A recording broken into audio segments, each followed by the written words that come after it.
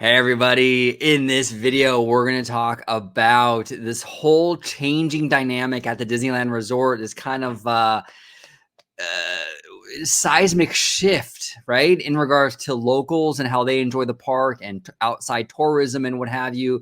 It's times are changing, and I got a great comment from a viewer, and I think she really hit the nail on the head with the sentiment out there in regards to magic key holders in general. So I'm going to read you her comment, and we're going to discuss it up next.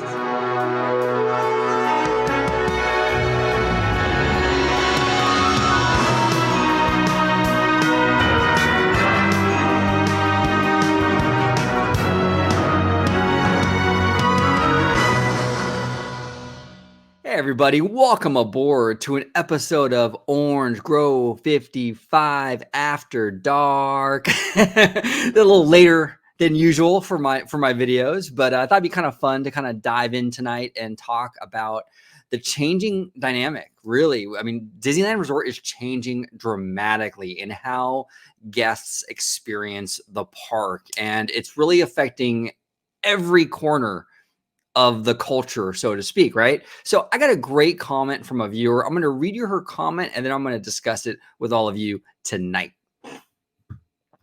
Okay, so I got a great comment here from Liz Crow. Now, first of all, I want to say right out the gate, Liz, I appreciate you taking the time to watch my video.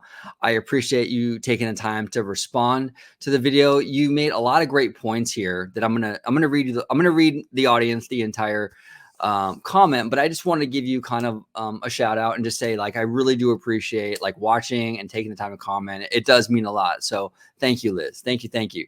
Okay, so Liz says here, not being able to go to the park every day is a lot different from not being able to go to the park any day, as was the case for almost all of October through January. By the old system, we knew which days, if any, were blocked out.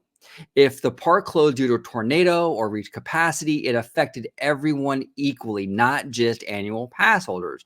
There are a number of solutions to this scam, the easiest of which is to eliminate the reservation system. There is no other theme park that I know of employing such a system, and it seems the only reason they have it is to restrict their most loyal customers, the annual pass holders. I have not heard of a single circumstance of a single day ticket holder or hotel guest being denied a reservation to the park. Boo. Again, Liz, thank you so much for the comment. And again, thank you so much for watching my video, link up above, that I made earlier. Okay, so Liz, thank you for this comment. And you make a lot of great points, but I respectively disagree with a lot of what you're saying here. There has been an issue, a systematic issue at Disneyland Resort for a very long time. And this problem is that the park, the resort, has sort of become a hangout for annual pass holders where they pop in and out of the resort on a whim. It's become kind of just like a local mall to a lot of people. Okay. Now, you might say, well, that's fine. Let people enjoy the parks they want, however they want to enjoy them. And that's a fair argument. Okay.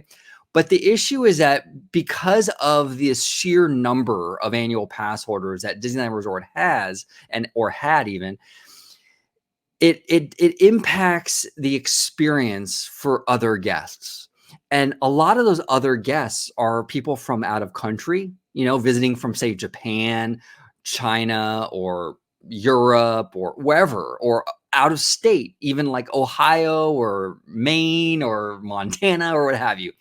These out of state, out of country visitors are a lot of times once in a lifetime visitors. They get one shot at this, one chance to go to the Disneyland Resort and have a great time.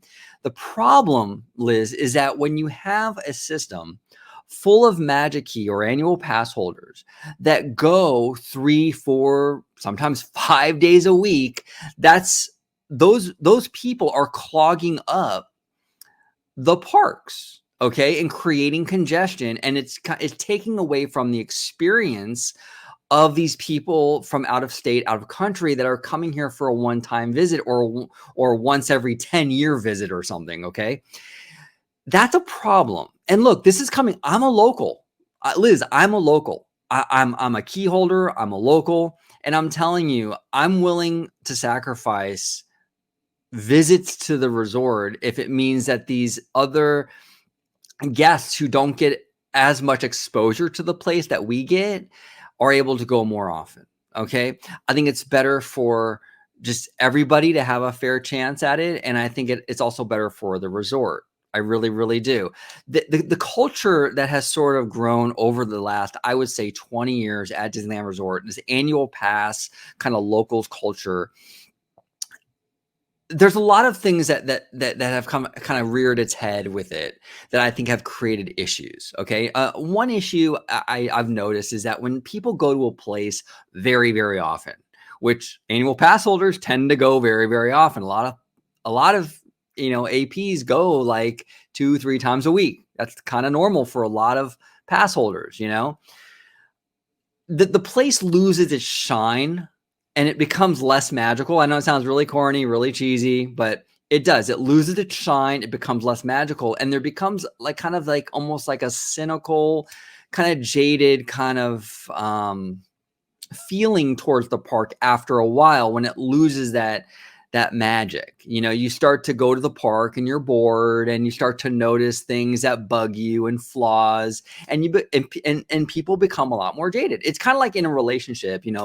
Early on in the relationship is always the best. The adrenaline's flowing. You guys like each other. It's everything's perfect. It's not until you really get into the relationship that you start to notice that person's flaws, right? That like annoy you and things like that.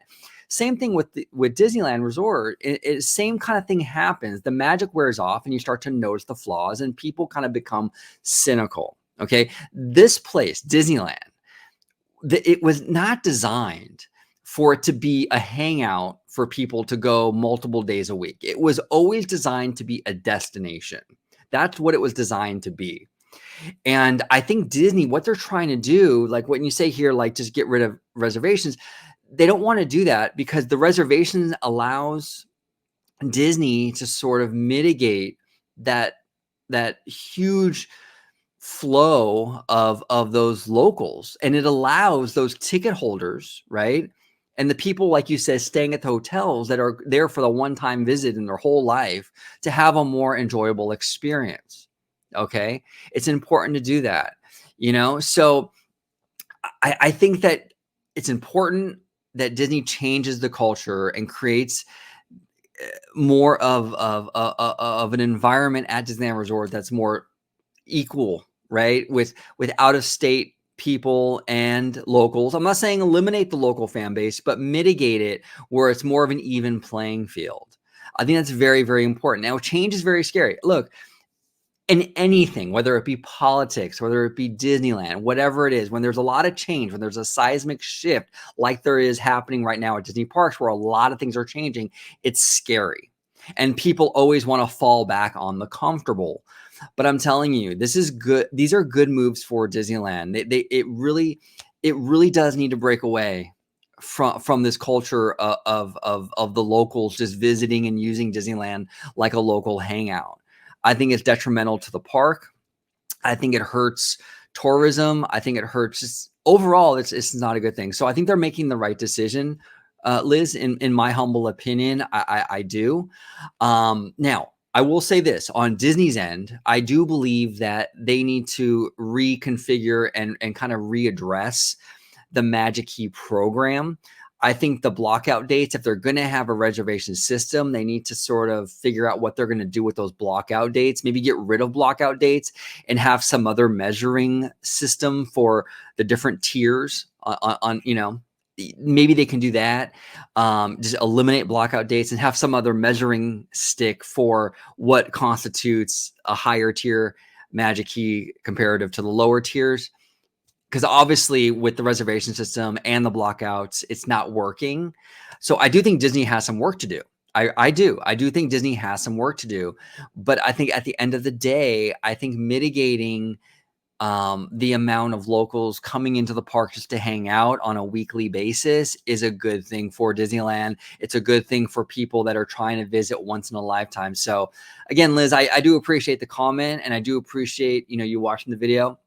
I just respectfully disagree. I think Disney needs to break away, and I think they need to kind of get more into creating Disneyland as a destination place again, and not just a locals kind of hangout. In just my humble opinion. But hey, what do you guys all think? What do you think at home about Liz's comment? I think a lot more people, to be fair, probably agree with Liz compared to myself, and that's fine.